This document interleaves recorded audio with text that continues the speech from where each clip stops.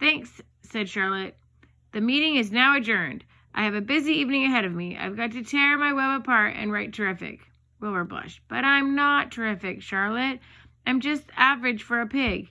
You're terrific as far as I'm concerned, replied Charlotte sweetly. And that's what counts. You are my best friend, and I think you're sensational. Now, stop arguing and go get some sleep.